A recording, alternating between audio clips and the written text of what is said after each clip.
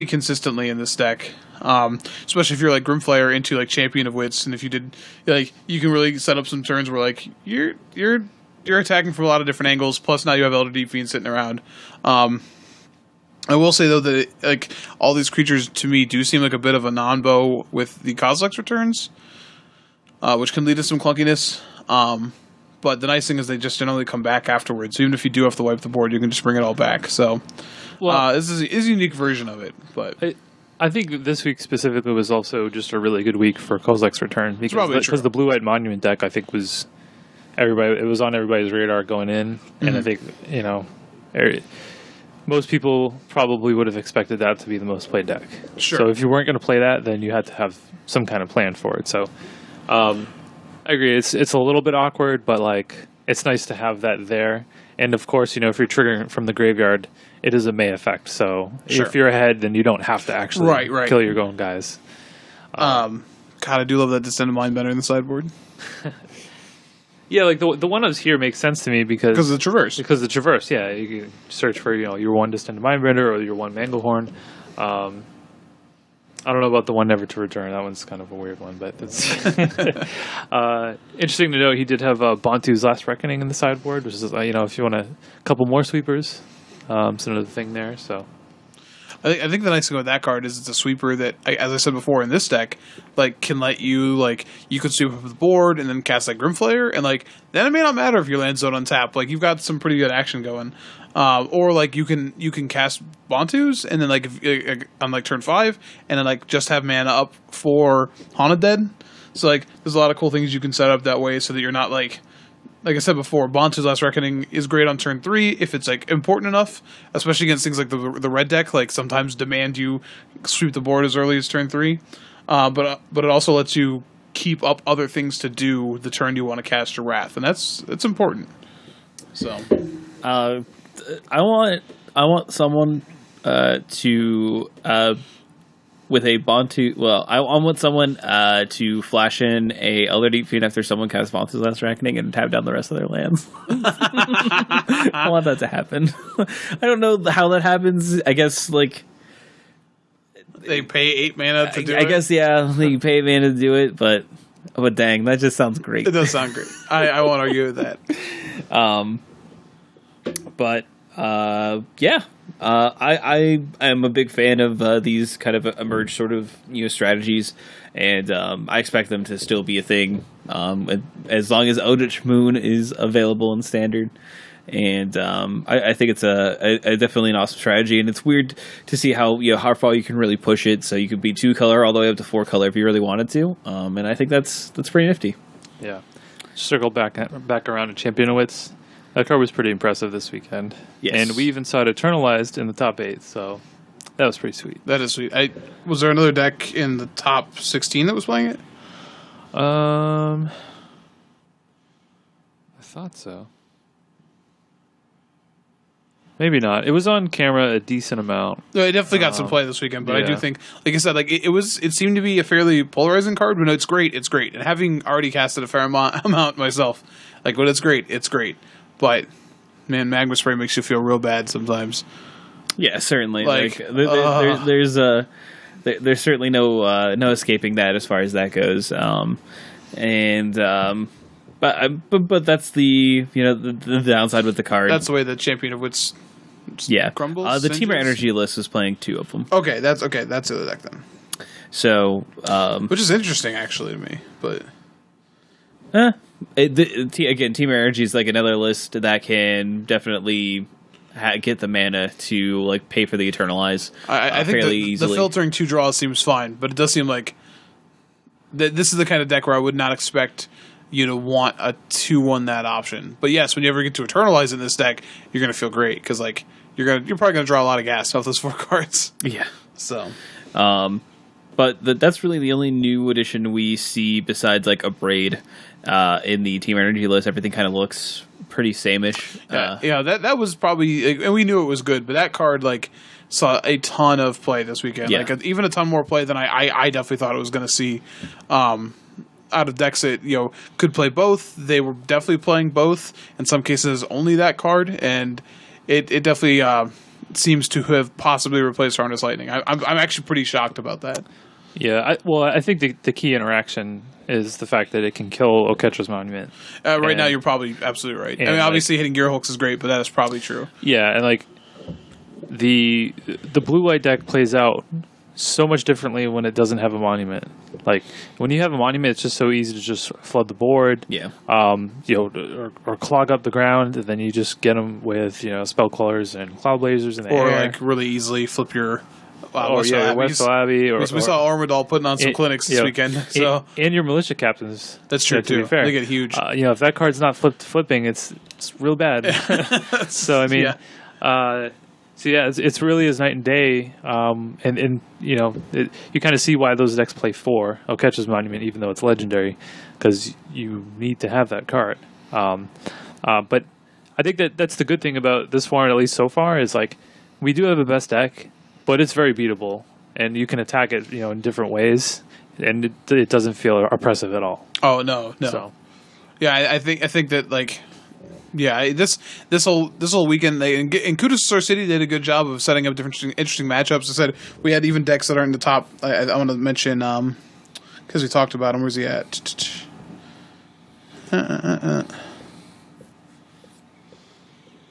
Where can I find him? I thought he was in the top 30. Top 30. Am I crazy? Todd Stevens. He finished 35th? There it is. Okay, the 5-color Planeswalkers deck. Like even that deck getting shown was, like I said, it is essentially an energy deck. Like we see a lot of the same creatures, but instead you have the 4 Oath of Nissa, which we had seen a little bit of that creeping into some of the teamer lists when we were looking at decks for the Invitational. And then he's playing a Chandra Flamecaller in addition to Chandra Torch of Defiance, a Nahiri, and then 2 Nicol Bolas. So, like, this is where you start, like, before, like I said, like, I enjoyed Teamer that went over the top with Elder Deep Fiend. Well, he's going over the top of the top. But the nice thing is, the way you can play this deck sometimes with Nicol Bolas is, and I think, like, Nicol Bolas is a little camera shy, I think, day one. The commentators were definitely like, they're in all these decks, please cast it. So I'm glad to hear that it won the finals. It makes me happy that I won a game in the finals. But like you can just get out to a fairly quick start with your energy deck and like get in, and then when they stabilize the board, they might beat a low life total, and you're just like, all right, Nicol Bolas 7 you, and it's like, what? Like, yes, 7 to you. That's what his ability does, and they're like, oh well, okay. So it's kind of a nifty, like it's an expensive way to finish, but it's kind of cool. So yeah, I think good. I think we should talk about the black-green energy list for a minute here, just because this is not your typical black-green list. We saw a decent amount. It's not your mom's black-green energy list. So, okay. This one, this one's featuring Dream Stealer. Yeah, Dream Stealer. Which? Oh no, that's not the song I was going for. I thought that was the Heart song. It's like a Dream Stealer, Heartbreaker, Love Taker. Don't you mess around with me? But Dream Stealer is pretty cool with if you can pump it up, which he's not running any of the. I mean, you can Nissa. Yeah, you can Nissa and then like Winding Constrictor it up. I guess you're probably not pumping it up, but still no. But you're also probably going to live the dream of bringing it back. Eternalizing it at some point, and that's kind of gross. That card, I think there's a number of decks in the format who that card can be a little bit tough for. Like if they don't have the removal spell right on time, then like they're just really, even just discarding one is tough. Mm-hmm. Too early, and I think there's a couple decks we saw that set up a little slowly. Another deck we haven't talked about yet, Green Red Ramp, for example, really probably has a tough time if they don't have an immediate answer to this card. Oh yeah, because like they just can't deal with that. So it's kind of interesting. But I think the main difference that for this deck versus some of the stock black green decks is there's no Long Tusk Cubs, and instead we have Servant of the Conduit, which helps ramp to. We have main deck of Nixilis Reignited. We have main deck Kalidas. So it goes a little bit bigger there. And obviously, you play things like Walking Ballista on 4, in turn 3. So, I don't know. I thought it was an interesting take on it. Walking Ballista on 4 on turn 3. Play it for 4. Oh, mana. okay. Sorry, I'm I might sorry. have said that wrong. I was confused. Yeah. He ended up, I believe he got crushed by the eventual winner in the top 8. That makes some sense. Yeah. Though that also is a deck who were like, if they didn't have the right removal spell, Dreamstealer would just be kind of awkward. But it does make sense. This deck seems pretty straightforward mid range. Not a lot of good disruption. Yeah. So, interesting. I do want to mention quickly because like people were kind of high in the deck, Green Red Ramp, and I mentioned it for 2 reasons. One because it was John Benson. Sorry, bud. I know that I from what I read lost a heartbreaker in the last round, which was like the difference between like top 16 versus like his 27th place finish. So I apologize for that. But he is the highest ramp deck showing, and people were pretty high on this deck. Todd Anderson had an article talking about a couple of different lists, and people were getting kind of pumped about it. So I'm sort of, I don't know if I'm surprised to see it only this one list here in the top 32 or not. But if you want to know what a ramp deck might look like, yes, you can still just cast Ulamog. God help me, I don't know why, but yeah, like at some point, like I that'll be the most satisfying card to see finally rotate. Like I want like somebody to just go ahead and repurpose the end of Raiders of the Lost Ark to just Ulamog getting put in a box and then put into the rotation. He can be handled by top men. So I think maybe the most interesting thing about this list is he has actual deserts. Yeah, he went for the desert package. So a lot of the green red ramp decks that were kind of out there and people were writing about were just like, they all featured Hour of Promise as a way to just get your Shrine of the Forsaken Gods to ramp up to Ulamog, right? With this list, he's actually running 4 of the green desert, the Hashep Oasis, and 2 Ramanap Ruins, as well as 1 Scavenger Grounds in the main deck. So he could actually get the zombies off the Hour of Promise, which maybe it's obviously a way that can it can buy you a turn or maybe 2 against certain decks. So. I guess he felt that it was worth it. Yeah, I would have. I haven't got a chance to talk to him. I'd like to pick his brain on this though. He's got a lot of Warping Whales in his 75. 1 in the main. Now these are cool. They can counter things like Lost Legacies, which I don't know if you're boarding for that, but you could be. But they can also let you cheat ramp, like that sweet oops, you didn't notice turn 3 Chandra. You didn't know it. You couldn't have known. Does it win the ramp mirror? You can counter their Hour of Promise. That is also possible. There you go. So it's kind of a spicy one. The 1 in the main is I was like, man, that's interesting. That's just the get you card. Yeah, it's the spice. Yeah, I'm pretty sure Joe Lisette would play one of those in his Tron deck in Modern. And depending on how you're, I guess you're you as far as any sort of sweepers, you're pretty insulated from that. So you're not really countering those. Probably discard. What creature are we exiling most consistently? Let's go against that mono red deck, right? Yeah, it's good against the mono red deck. It's good against the vehicle's early drops. Again, it is an exile, so it's good against any of the Eternalizers. That's true. Champion Wits. Oh man, dies the Warping Whale. Okay, it's bad. It's bad. Turn around on it. It's bad. But I think so not only is he running the deserts for the Hour of Promise, right? But he also has 4 Thought-Knot Seers in the sideboard.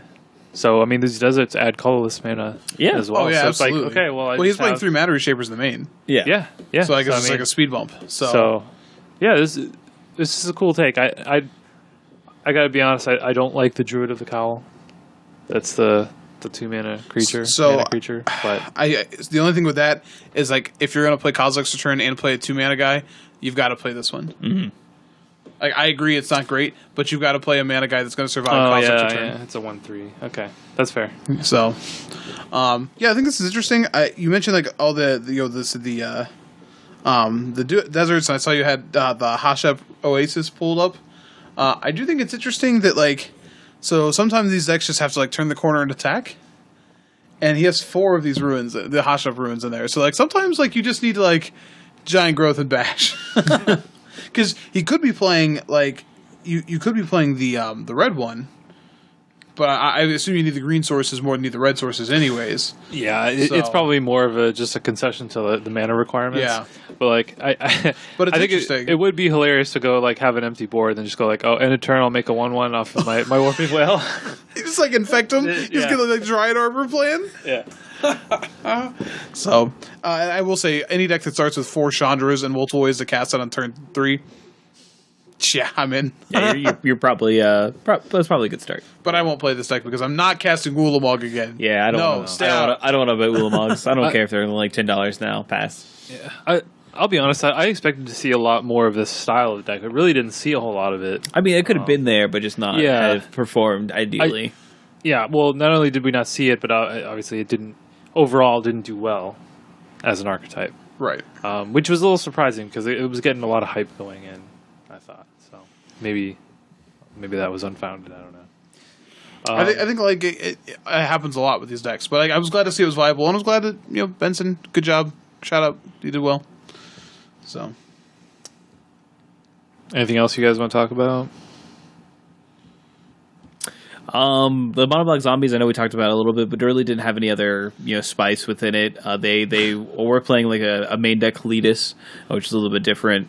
And the Vazon Pariah, but everything else was kind of samey, which you would typically expect from monoblack zombies. A lot of the lists were playing the Black Desert.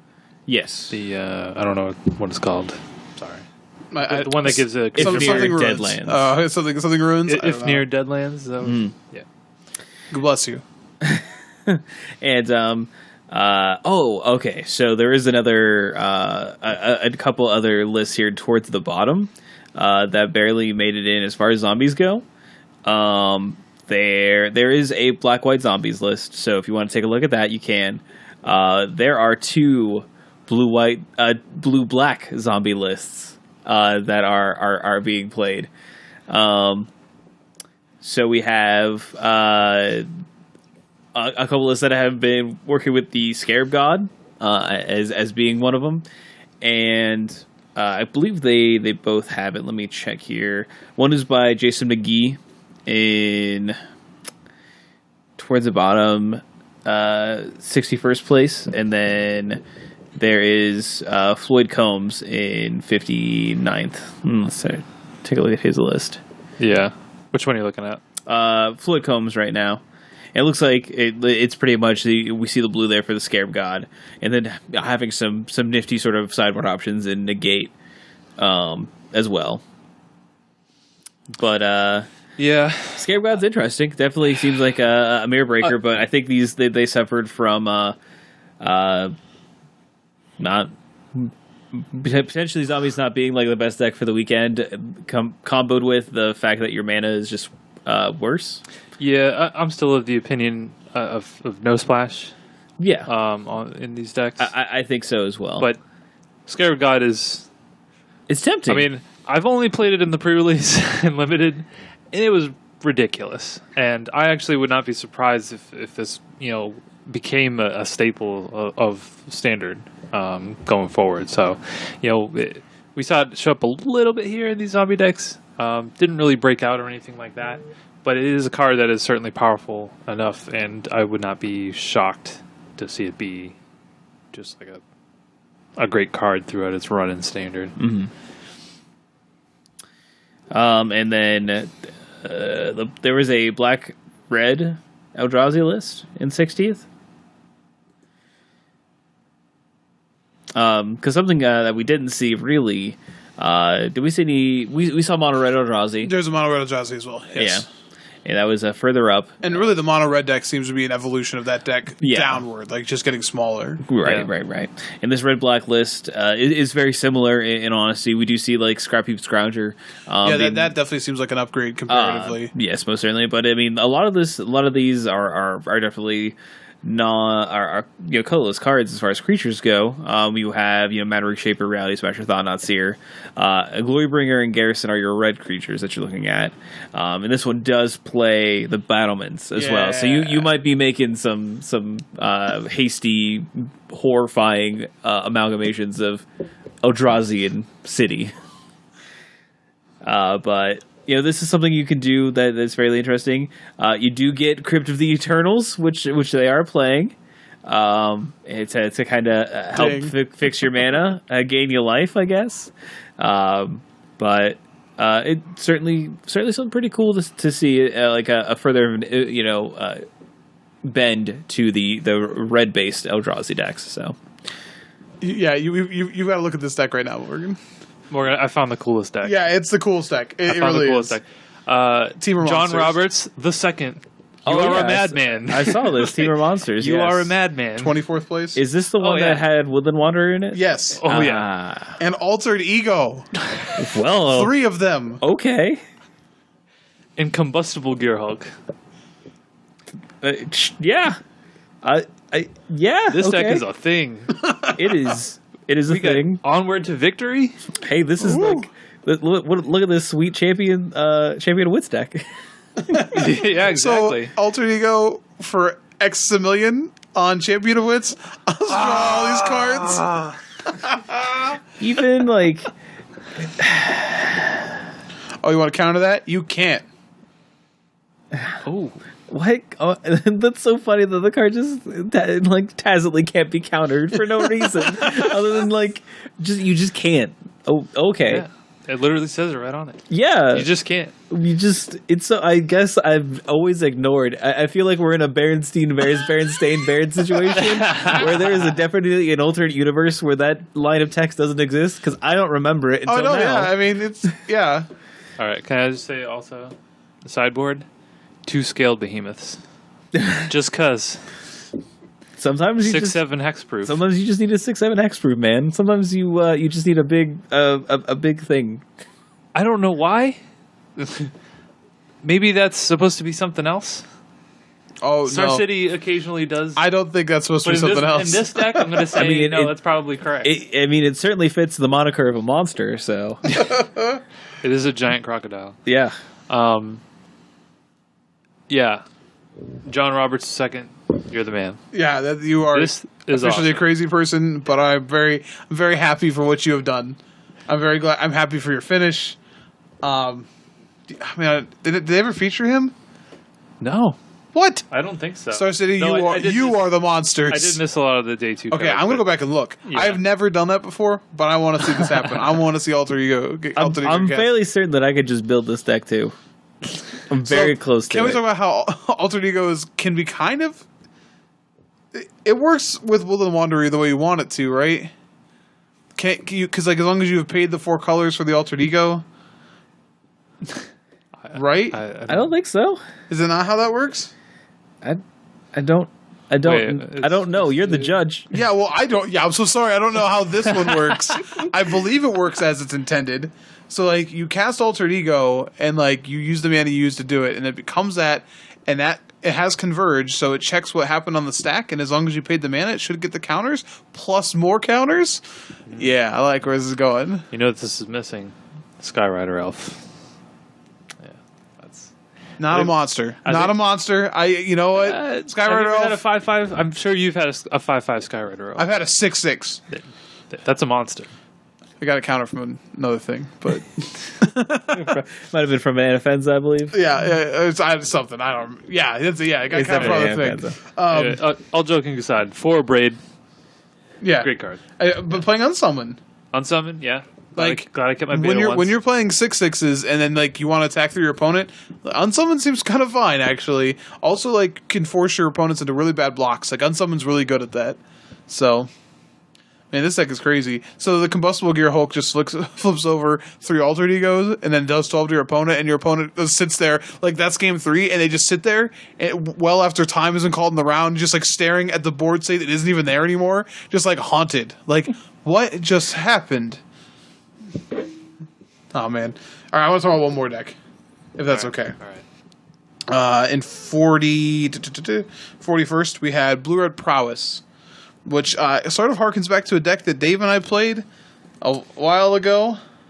That was it was running Storm Chaser Mage like this one has.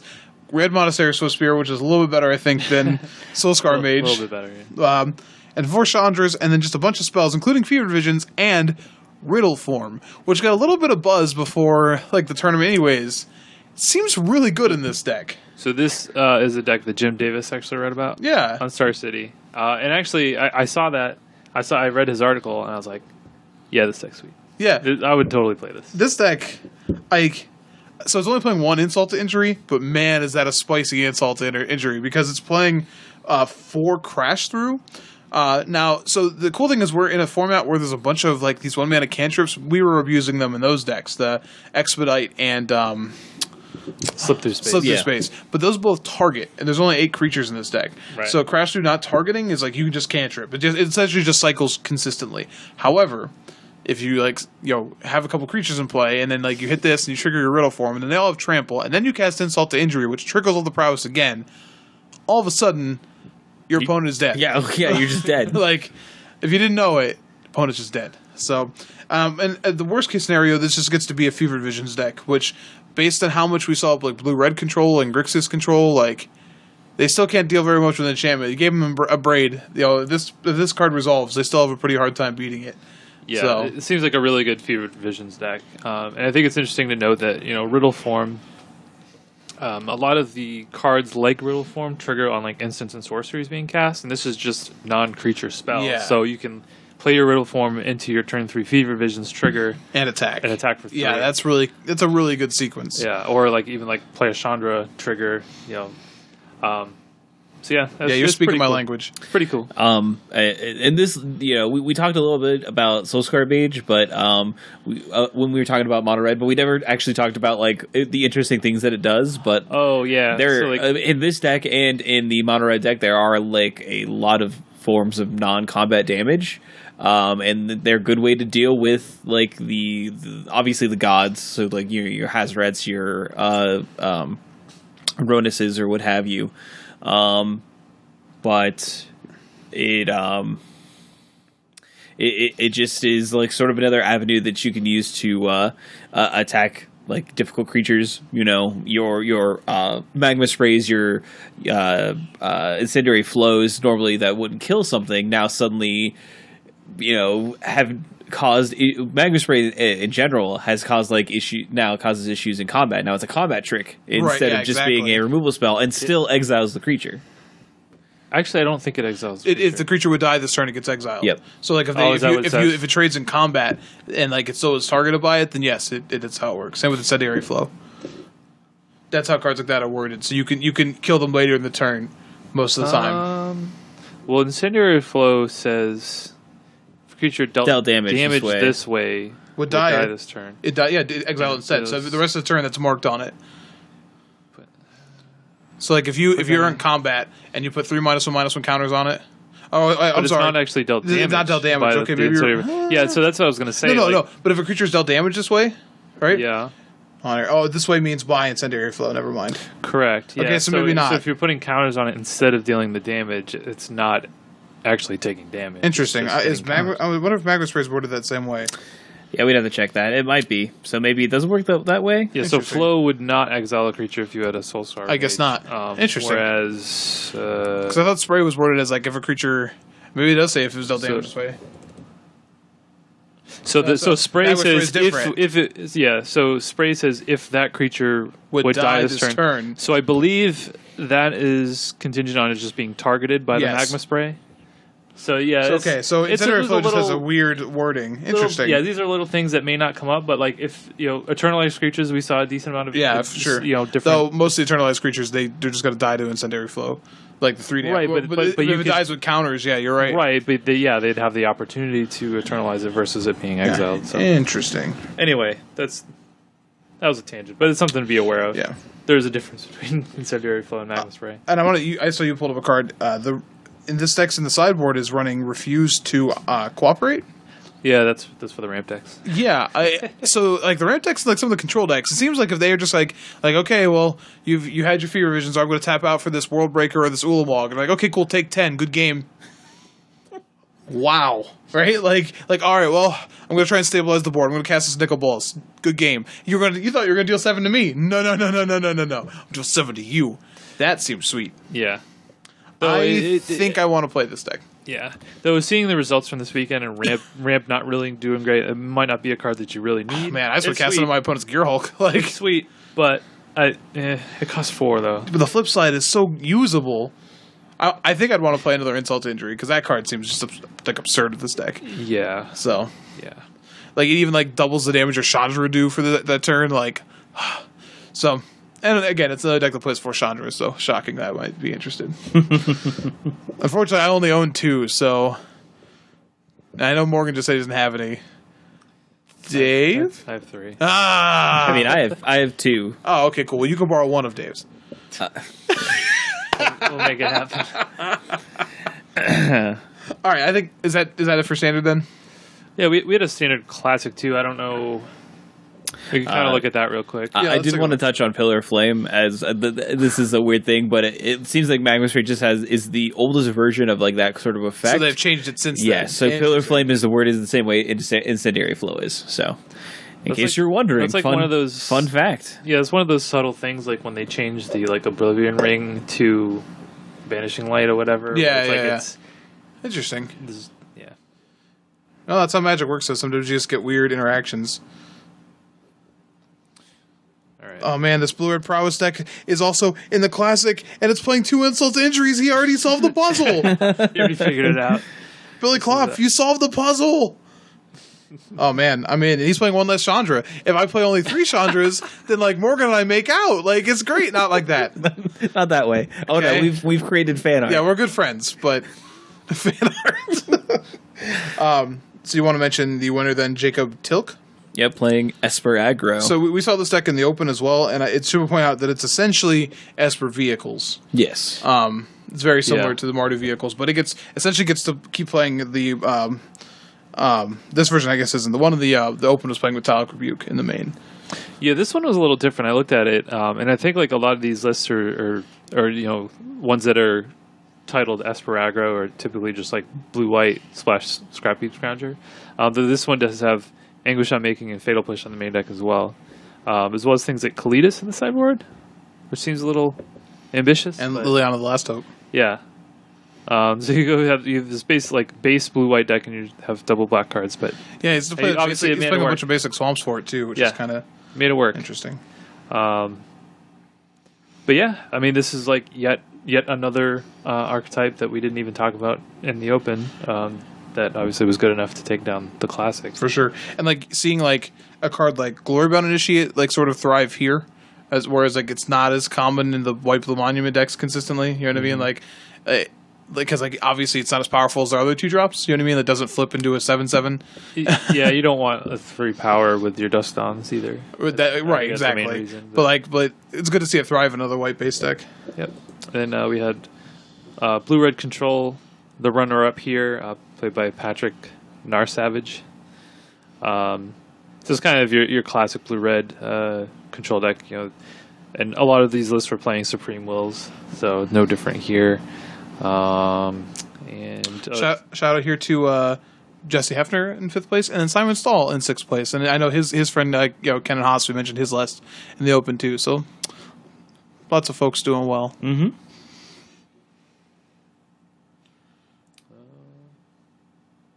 Okay, you want to look at 14th place real quick?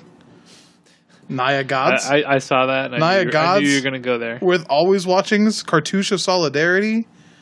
Whoa, this deck is spicy. Heaven to Earth? That's it's Hurricane and Earthquake. Yeah, yeah. So where are the gods? What do we have here? Well, we have 3 Ronus' Last Stand. And Okay. 2 Hazarets. And that's it. Why is this Naya Gods? Are they considering like Gisela and Sigarda gods? Because they're not. They're distinctly not gods. They're angels. I like the double Samuets in the sideboard there. Yeah, one Samuet Voice of Dissent, one Samuet Detested.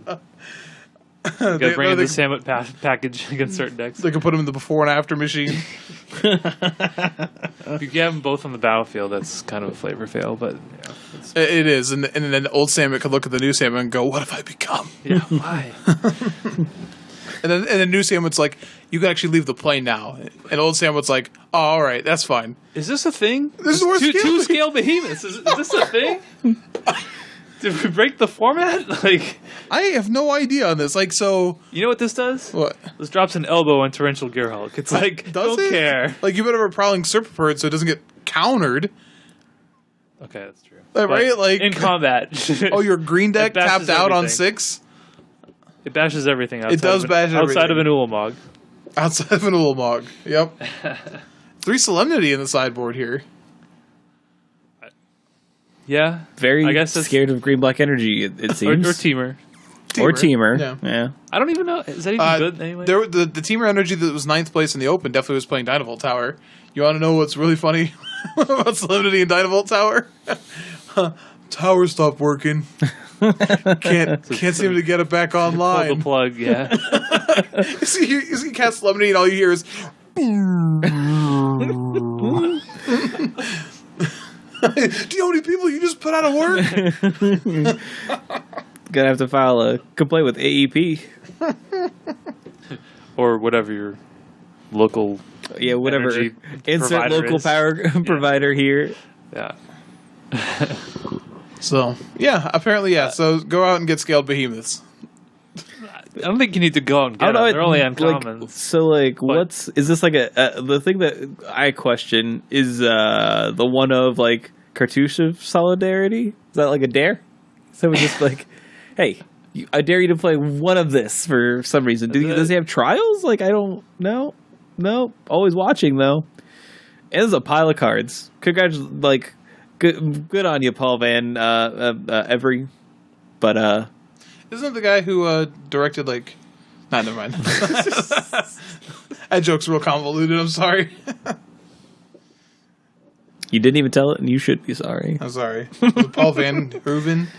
Yes, yeah. I think that's the director. So I'm sorry. Isn't that the guy who directed Total Recall? Is that it? Is that better? Does that fix it? There you go. I knew it was going to be bad. You actually told it. All right. Do you want to talk Modern Classic then? Yeah. Or do you want to take a minute to talk about Standard in general? Like, I had a lot of fun just talking about these lists. Yeah, I think I haven't felt like this. Like, I feel like happy. Like, this was cool. I want to go play one of these decks now. I want to go play this blue-red deck. I just want to go and play it. Yeah, like I said, I mean, there were a lot of lists. There was a lot of interaction. You didn't have the feeling that, like, man, these games are just so repetitive or, like, they're over on turn 4 or whatever. Like, the games were actually interesting to watch.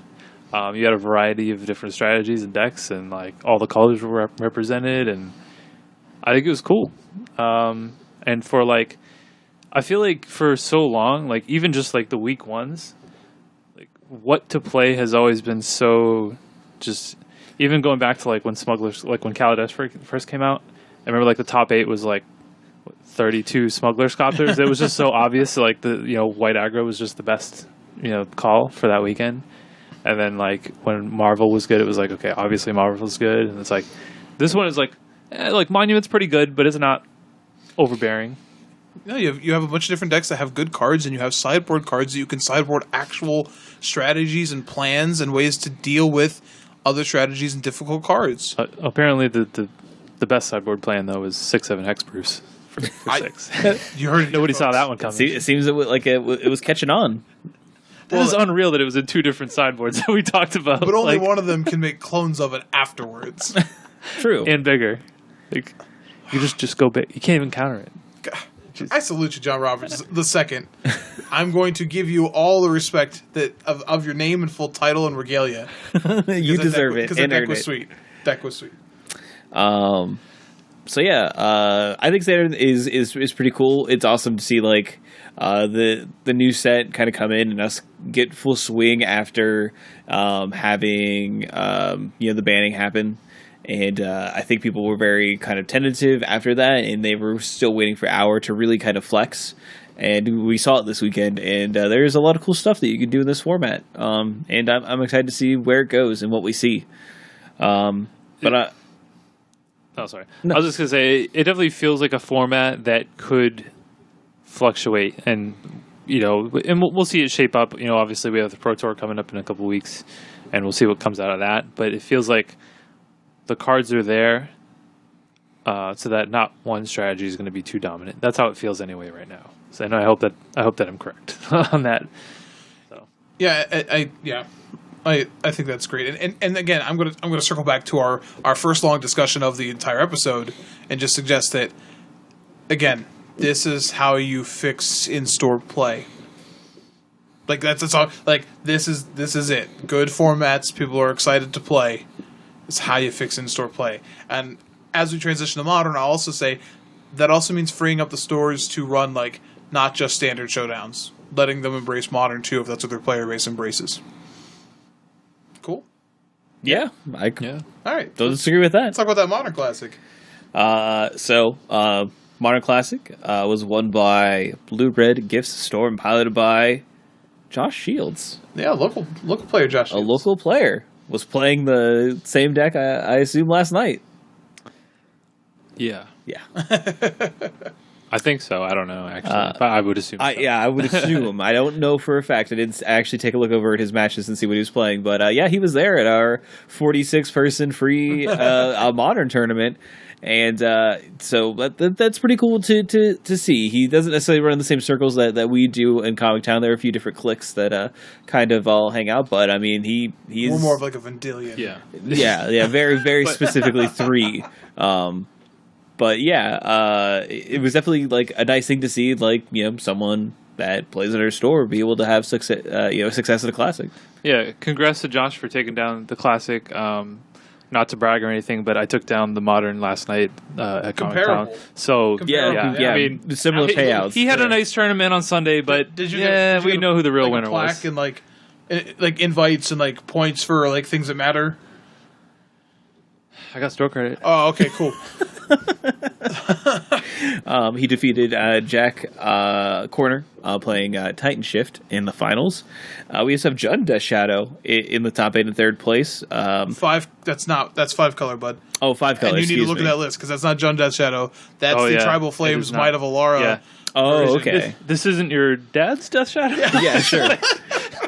This isn't your sister-in-law's Death Shadow anymore. It is technically more of your grandpa's Death Shadow since it's an older version of the list. This is the Death Shadow that, like, when everyone's like, I get it, Grixis Death Shadow does this, and you're like, no.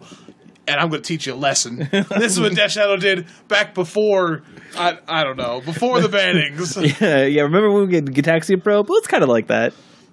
Man, this deck, it's not exactly as good at getting its life total low, so Death Shadows are actually feel like the second wave in this deck.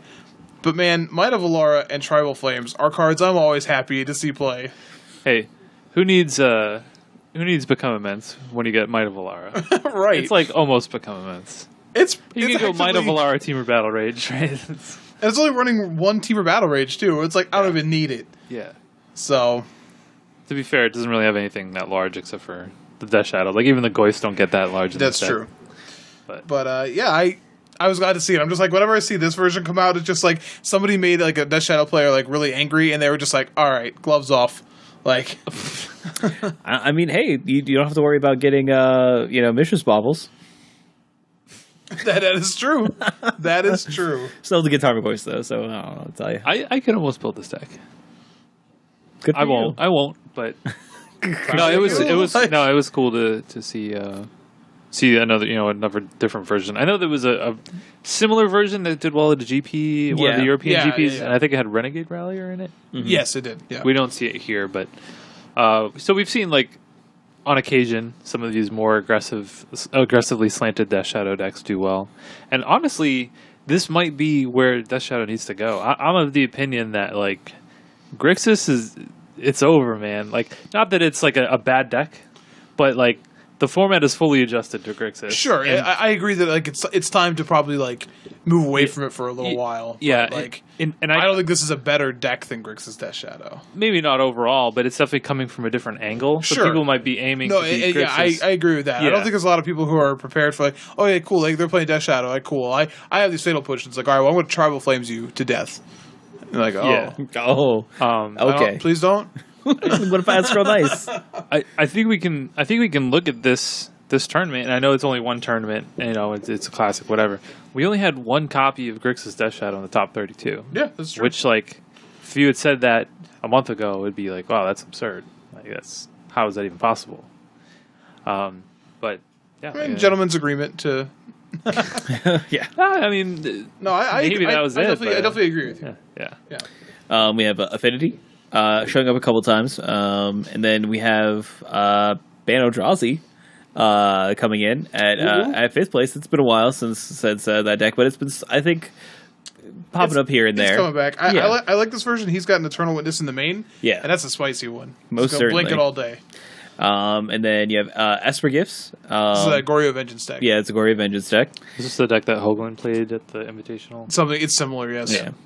I don't know if it's the exact list or not. And that sort of rounds out our top 8 here, since we already talked about Affinity. We have Merfolk in 9th, White Red Prison, Band Company, Affinity, sort of a lot of the typical lists that we would expect to see. Is this Death Shadow aggro? Let's take a look at this one. This is more of your traditional Jund Death Shadow aggro list here. Is yours actually showing up differently than mine? Are you on Goldfish? Yes. Oh, okay. I'm sorry. I'm actually on Star City. So, because it says 5 color and this one says Jund Death Shadow. That's why I was confused. Gotcha. Yeah. Old school. I guess this is not completely old school. Yeah. We have a Eldrazi list showing up as well, and something like even a typical green. I guess I should take a look at this Abzan list to make sure what kind of Dark Confidant. Yeah, okay, we see what kind of Abzan list this guy's running here. But overall, I mean, a lot of fish in this tournament. There's a lot of Merfolk lists in this tournament. I think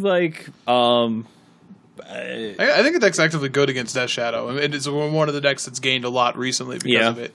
I'm sure you probably still have some game against Eldrazi as well. So if those are the proactive game plan with Spreading Seas is still fine in that scenario. So if those are still your perceived 2 biggest decks in the format, then you pack your Hercules recalls for Affinity, and all that jazz. You could probably dodge Burn. I don't know how that is as a matchup.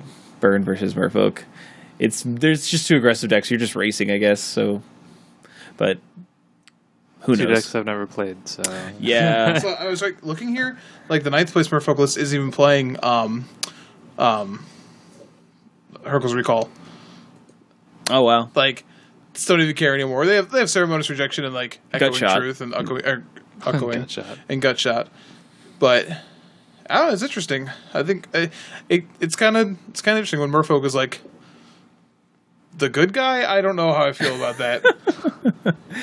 I think that that's a cool thing. I think Merfolk, definitely wavers between tier 2.5 and tier 2 a lot of the time, maybe even tier 3 some months in a row, but every once in a while it kind of slides into the tier 1 for a little bit and can sneak into tournaments and do well. I mean, it's definitely a deck that's capable of winning. Yeah, and you can say that a lot about a modern, a lot of modern decks, which is really nice. Its game plan is pretty consistent and sometimes unbeatable, depending on what you're doing. So, I don't know. I think that the takeaway from looking at this tournament is just look at the smattering of decks. This really, you can still do what you want. You can still play whatever you want. I mean, it's Blue Red Storm won, and I think there was one other Storm deck which was actually there was a 30-second. 30-second, yeah, it was another right. one. But I mean, it doesn't seem like it's not like there were 8 Storm decks in the top 32 or something like that. You know what I mean? It's I think notably absent is blue-white control and Jeskai control, which have been doing pretty decently well recently. So I mean that's just modern. I mean, you have a million different decks, and I think any given tournament, you get the pairings and you can take it down. Yeah. But that was it for the tournaments of the weekend. So, but I think Cincinnati was an overall good experience. It's very refreshing to see Standard be good and enjoyable to watch. So I'm pretty pumped about that. It makes me very excited for the Pro Tour. Yeah, exactly. Exactly. To watch it. I'm not playing in this. Yeah. But yeah, I'm excited to see what the Pro Tour brings as far as that is concerned. So before we jump into the wrap up, I do want to give a shout out to another one of our sponsors, BCW Supplies. They definitely have given us some awesome things to give away as of recently, and we actually have a winner for our most recent contest. So thank you to everyone who participated in our giveaway. But our winner was Zeb Stokes, actually, and we will be in contact with Zeb here and to get an address or another. He is or local. Actually to just meet up. Like, yeah, exactly. He is local, so we can actually probably just give him the congratulations, bud. Give him the deck box. But we did give him a Deck Locker LT, which is the. We should give it to him in person so we can finally get like a photo. Yeah, get a nice little photo op. Yeah, we're gonna exploit you for a photo op, Zeb. That's what you have to do in exchange for. We'll make sure we wear our nice shirts that we got made and show them off. So, but yeah, we will get that over to you. And thank you again to BCW Supplies for supplying those the deck box. And if you have any any accessory MTG accessory needs, definitely check them out at bcwsupplies.com or their Facebook page, BCW Supplies. Now, I don't know if you guys saw, but I think it was Through the Decades on their Facebook page.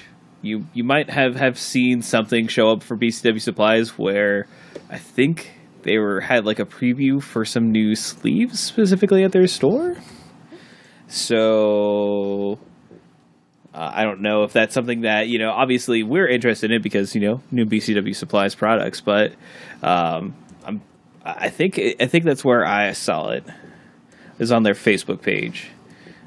So definitely keep your eye on that to get some interesting new premium sleeves for your cards. I was trying to look it up here. Sleeves for cards. sleeves. Can't have sleeves for cards. Can't have sleeves for cards. BCW Supplies, they have sleeves for cards. But not just for cards, also for records, comic books. Why? Why are you making fun of me? Footlong Subway subs that you want to keep in pristine condition. That's it. We figured out their new product line. Sub sleeves. I will say this. They also have the sweet sorting trays. Yeah. And if you're like me and you just have like piles of cards all over your house, it's definitely like a sweet way to just organize your collection. I definitely have one as well. And like I haven't gotten cards from our devastation that I'm just like throwing them into piles on that. Yeah. And, like I already feel more comfortable with that. Like, yeah, I'll get to you. But they're like sitting somewhere that like they already feel like I've started to organize them as opposed to just like trash. Right. So it's nice. But yeah, definitely check them out on Facebook or on their other website if you have any inquiries or questions about their lovely products. So over the weekend we have a couple of GPs. It's Kyoto and is it Toronto this weekend? Yeah, it is Toronto. GP Kyoto and GP Toronto, which are going to be limited tournaments. And then we already talked about the Comic Town tournaments they're having over the weekend. The Summer Championship, which will be modern on Saturday, and then the IQ, which will be standard on Sunday. So definitely check those tournaments out over the weekend if you are here locally, or if you are heading to Kyoto, heading to Japan for the Pro Tour, or heading to Toronto because it's Canada, and Canada is pretty all right. I was almost going to go to Toronto, but nobody else wanted to go, really. So that was a Toronto no, then? It was a Toronto no. It's rough. I'm sorry. Maybe next time. But I'll have fun playing Modern at Comic Town, so... that's what it's all about. I have a nice alternative to do. Get a nice fallback. Like I said, I'm kind of undecided if I'm going to be there or not, but we'll see. Who knows? You'll be there. You don't even know. Now, I do want to give a shout out to BCW Supplies because they are going to be taking Team Metagame Gurus on the 21st. So that'll be Saturday to Wasteland Gaming in Duluth, Georgia. So if you do want to go to if you are near the Duluth, Georgia area and want to challenge Team Metagame Gurus, you can. Again, they will be at Wasteland Gaming on July 21st. So I would check out Wasteland Gaming's Facebook page to get more details about that event, or visit BCW Supplies Facebook page for more information about that. But that is going to be everything for content on the show. And if you have downloaded the show and listened to us right now, we do want to thank you, of course. If you got us through iTunes, please feel free to leave us a review. And if you got us through MTG Cast, make sure you check out some of the other shows that are on that lovely service. If you want to reach out to us, there are multiple ways you can do so. We have a Facebook page. It's just atyourendstep.com. Facebook.com/@yourendstep. @yourendstep.com is also our website, of course. We do have a Twitter. It's just YourEndstep, and when you add us, it's @yourendstep. Very easy to search for. And we have an email address, @yourendstep@gmail.com.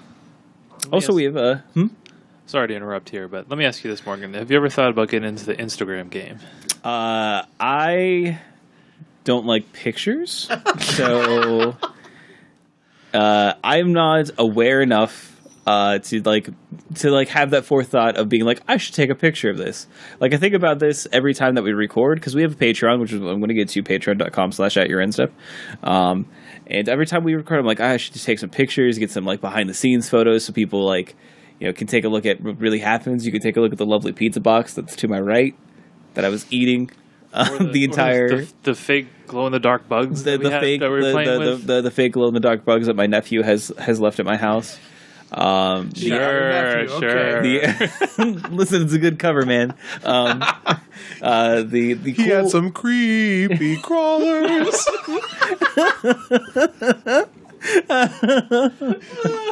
For real. True story. I always wanted creepy crawlers when I was growing up. So did I. But I could never. My parents would never let me get it. Well, my cousins had it, so I got to look at it because I think they got it and the light bulb broke. And now adult Morgan definitely has a bunch of things that were obviously made by a creepy crawler machine in his house. They were definitely pre-made. I don't think that's not creepy crawler. First of all, the sizing's off, man. The creepy crawlers, they look big, but they're small because I don't know. I never had one. So I don't know if you know this or if the listeners at home know this. Creepy crawlers and the Easy Bake Oven, same concept, except you just don't eat creepy crawlers. Yeah, obviously one is for boys, one for girls, right? No, toys being gendered are stupid. No, I agree, but they were definitely manufactured. Yeah, when we were growing up, yes, that is how and it was. Sad. Yeah, it does. Creepy crawlers and delicious baked goods for everybody. Everybody. But so they couldn't be that big. Obviously, the confections you were making in your Easy Bake Oven weren't very big. But. Huh. So those can't. Can I go on a tangent? Ruined my childhood, I guess. Yeah, sorry. I'm gonna go on a tangent off of this tangent. Easy Bake Ovens, super expensive. Just the actual things that you gotta buy. Yeah, it's like $10 to make 3 cookies. Were you just what the hell is this? You just go I'm just gonna teach you how to use the oven. I know it's not safe, but it's cheaper. Well, never mind. I don't know what joke or horrible thing you're going to say. I just know it was bad, and thank you for not saying it. Our listeners, it wasn't originally going to be intentioned that way. I pictured what I was going to say in my head, and I was oh no, you don't have to go any further on it. Can't say that. Just don't. It'll be better for all of us. So if you do have any questions or concerns, any other cool 90s toys you wish you had growing up but didn't, let us know. We'll do a 90s toy show review show. We should start the next show talking about 90s toys. 90s toys were great. I don't know what it's like to grow up in any other decade. In all honesty, yeah. I just have just mine, and all I know, mine was sweet. So yeah. I guess everyone might have that opinion. Did you guys have Digimon or anything like that? See, Dave, I don't know. You might have been. You're obviously older than Mike and I, but not by much. So everything that we think is cool is going to be a half step up for you. I do remember Digimon. Are you talking about Digimon or the actual? So like what was the little the actual thing? like the actual pet, like the Tamagotchi sort of thing. Yeah. I remember. But those. again, gender toys. This is Tamagotchi for boys because you could link them together and fight. Yep. Yeah. I had that, and then I had the Digimon action figures, like the little things that were based off of the then TV show, which was great. Correct. I had Monster Rancher toys that were based off the TV show. They're all Did you have the Monster Rancher game for PlayStation? Yes, I did. All right, I have one in a box that's in my garage right now, and I look at it every day to get into my car. And obviously Pokemon. I remember the first time that like my brother and I were pumped about Pokemon watching it, and then my parents were like, well, we're gonna watch an episode of this with you because like my parents want to know what we were watching. And I think they watched the Genghis Khan episode. The Genghis Khan, like the Safari Zone and everything. Yeah. And like afterwards, we're like, "Wasn't that cool?" And I remember my dad going, "It's the dumbest blank I've ever seen." And I was like, and that's the first time I felt teen angst. Yeah. I was like, "No, Dad, Pokemon are cool." You don't understand. Right. Exactly. No, I definitely understand that. But what crazy time to be growing up. 90s were great. 90s, early 2000s. What a time. What? Oh man. What a time. Well, that was a great tangent. Glad you came to hear us talk about magic and then a weird growing up stories about decades and stuff like that. Yeah. Hey, if you want more content like this, let us know. Maybe we'll do it. Yeah, we could talk about stuff. Literally anything. I don't know. Like just anything, pretty much. But as far as this show, that'll be everything for us tonight. We thank you so much for listening, and you have a great one. Bye.